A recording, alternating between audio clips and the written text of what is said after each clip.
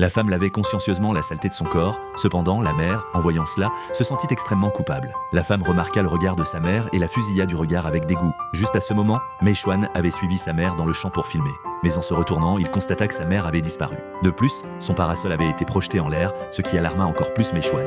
Juste au moment où Meishuan s'apprêtait à cueillir un cantaloupe, plusieurs hommes imposants apparurent à proximité. Effrayé, Meishuan se retourna et courut sans se soucier de sa mère. Il s'avéra que les hommes avaient été engagés par le fermier pour attraper les voleurs qui dérobaient les melons, et Meishuan et sa fille venaient de se heurter à leurs armes. Bientôt, épuisés, les hommes jetèrent la mère et la fille au sol.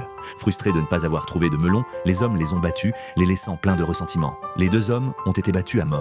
Meishuan les regarda partir, de plus en plus frustré. Voyant l'état misérable de Meishuan, sa mère voulut lui offrir un peu de réconfort, mais les mots étaient éteints sur ses lèvres et elle ne savait pas par où commencer. Meishuan regarda sa mère avec dégoût, pensant « Pourquoi ne m'as-tu pas prévenu quand quelqu'un est venu? Tu m'as même piégé pour que j'aille cueillir des melons. » Puis, Meishuan alla à la rivière pour se laver la saleté de son corps, impatient de se débarrasser de toute l'humiliation qu'il avait subie. Sa mère comprit qu'elle avait tort et tenta de s'excuser, mais Meishuan la fusilla du regard. Ce jour-là, Meishuan rencontra à nouveau l'intimidateur dans la rue et s'approcha immédiatement de lui. Meishuan a agi ainsi pour trouver leur repère et se venger. Mais à sa grande surprise, malgré sa taille et son armement, il n'était pas de taille à les affronter. Meishuan a été rapidement maîtrisé par plusieurs individus. Il semble que Meishuan soit en difficulté.